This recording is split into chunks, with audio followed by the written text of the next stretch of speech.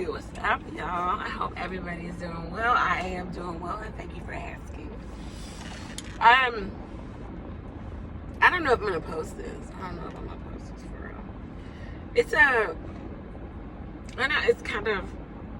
It's a message of what's going on in the world and society. Of course, we're gonna incorporate God. We're not leaving God out of it, but it's a lot going on. There's a lot going on. Of course, we can look at the news and we see that there's a lot going on around the world. You know, there's global news that affects, so many different countries and different facets of life, economy and so forth, and just culture in general. So it's a lot going on.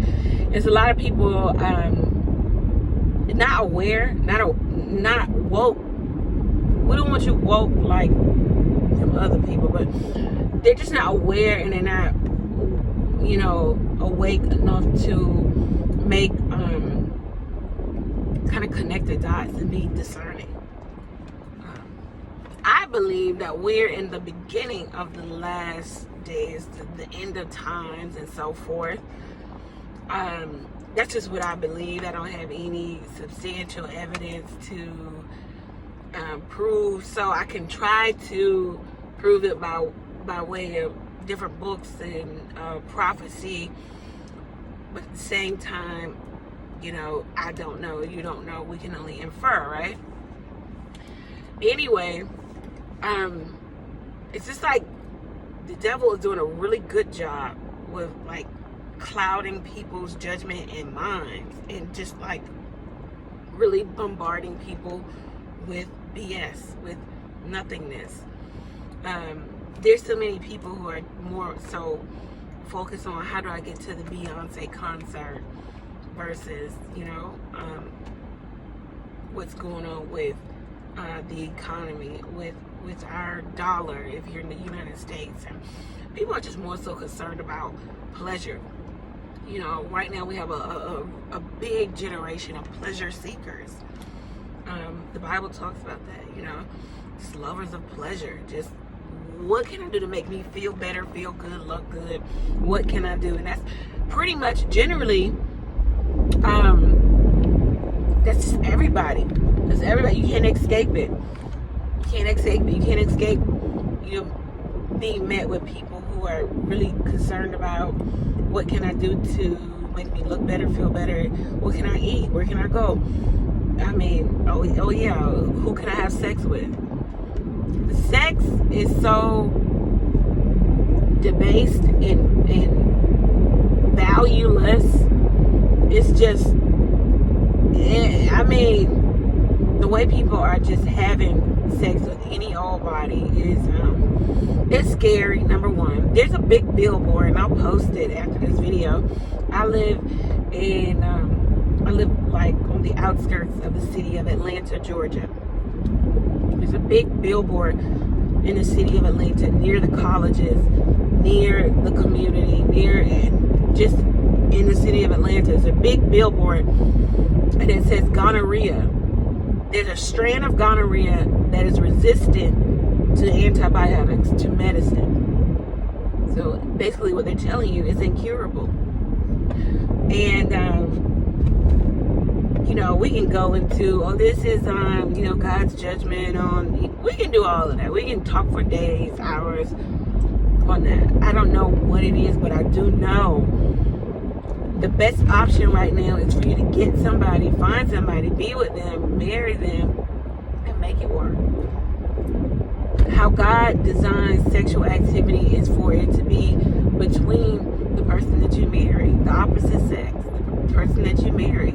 You cannot just have sex with anybody, anywhere, anytime, any old way, and continue to do that and not reap the reward of doing so.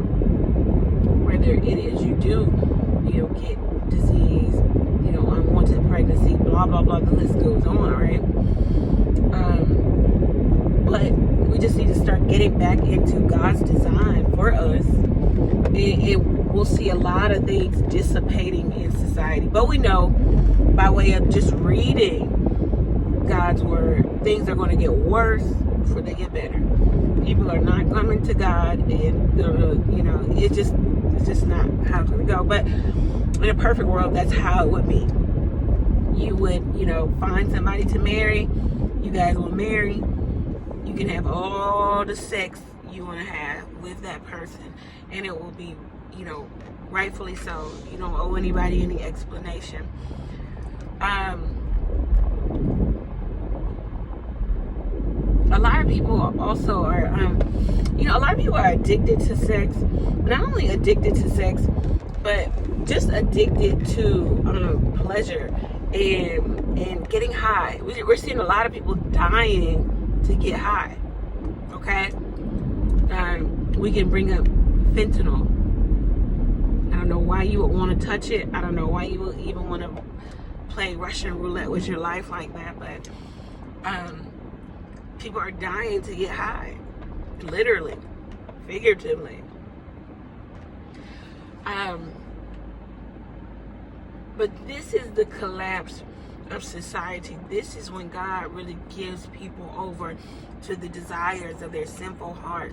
This is when the reprobate mind kicks in. When at this point, your conscience is so seared. Hearing right things, doing right things is so far beyond you. This is not something you want. It's not something you think about.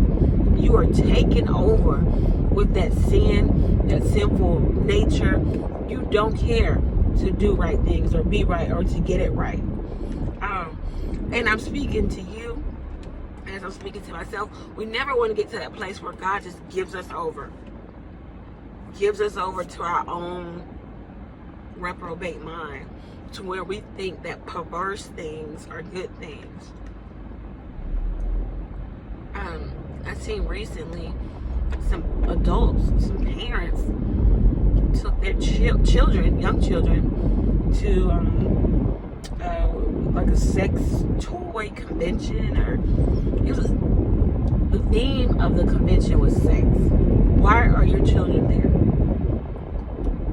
And it was all under the guise of inclusion. Or I want my children to understand inclusion. Look, you can debunk that argument with just one simple statement. If you want your children to understand inclusion, they'll understand inclusion at the ripe old age where they can actually speak words. They'll understand it in your home. They'll understand it if you teach it to them, but they do not need to be at a sex convention to understand inclusion. But saying anything to these people is deemed as hate. It's not hate. It's just that we want right things for the children, for your child. That we have no bearings on. We don't have any dog in that fight, right? But we still want right things for the children coming up, because they are the leaders of tomorrow. So we don't want their mind to be warped in their fundamentals. So that means the beginning of fundamental thinking. So if you're taking your children to sex conventions at under the age of 5, 6 years old, what kind of thought process are they going to have? How is this going to impact them? And we don't know, because we've never seen a people do such a thing until now. So we don't know. So we're just saying, hey, don't do it, or it's wrong. But you can't say that, right? We're just seeing so much lawlessness and so much foolishness, and we're being forced to accept it, because if you don't accept it, you're deemed as hateful. I hate nobody. And you know what I hate? Sin. You know what I have done before? Sin. You know what I'm trying not to do every day? Sin. I hate sin. And you should hate it too. So don't make everything personal, like, oh, they hate me, or they hate a group. No, we hate sin. And last I checked, people in the LGBTQ plus community sin, and heterosexual people sin. Everybody sins. You don't have to be are part of a special group to sin. Everybody sins. If you woke up this morning, you probably, hopefully you didn't start with a sin. But anyway, everybody sins. So it's not hating one particular person or group of people. It's just, you hate sin. You should hate sin. If you don't hate sin, then we got another conversation that we need to have, and I'm praying for you. But it just seems like everybody is pleasure. If it doesn't feel good, if it doesn't give me immediate gratification, if I can't get some type of endorphins, some type of what is it? Dopamine rush with doing this thing or going to go see this person or X, Y, and Z, then I don't want it. Then I don't need to be a part of it. Then I'm not chasing after it. But we just got a lot of people chasing after pleasure when we should be chasing after right things, righteousness, good things, getting back in right standing. First of all, if sin was so great, you'd only have to do it once. If it was that great, you would only have to do it once. You wouldn't have to keep going back and reading up and doing it again and get your little high, get your little fix, and then you gotta go back. You only have to do it once. But it's not that great. It doesn't fulfill you. It's not lasting. But I know something that can. I know somebody that will fulfill you. An everlasting high, if you will. An everlasting love. Someone who can fill that void that we all have in life. Have had in life. And that is God. That God-sized void can only be filled with God. Not with these various acts of your sinful nature, of what you think is right.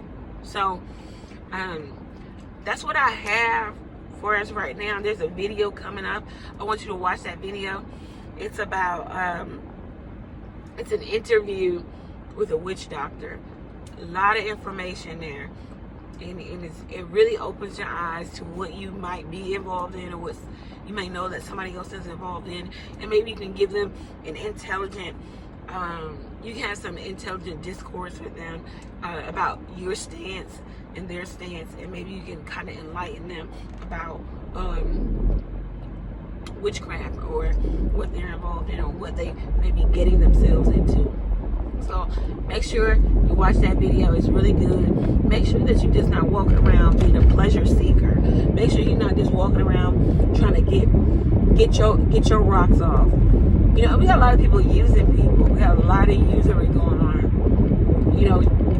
How can you feel good about using another human being? Now, let's define it. Using another human being. That means you get something. The other person does not get what they want, or they don't get an equivalent thing. They don't get the equivalent of what you got. Or they get nothing at all. Using people. We got a lot of people okay with that. We got a lot of people running around here calling themselves narcissists, or calling people narcissists, or savage and toxic and all this different stuff or whatever. But the root of it all is sin. Just a sinful nature.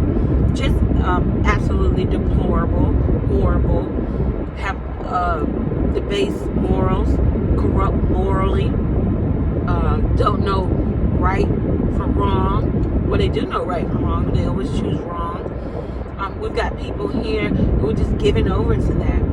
So before you label them as the narcissist, or you label them, as anything else, just know that they're sinful. Pray for them. When you are dealing with somebody who doesn't know God, please know you're going to get everything bad with them. You're going to get everything that is not good. The thing about it is, some of you are dealing with people who don't know God, who don't know good, who don't want to do good, and then you're asking yourself the question, why do they treat me so bad? Well, hold on, they are bad. That's all they know. That's all they are. So it's you who are being foolish right now. For there's a scripture, I can't remember the book and verse, but it talks about, maybe I'll link it below. It says, a wise man sees trouble and goes the other way. The naive walk right into it.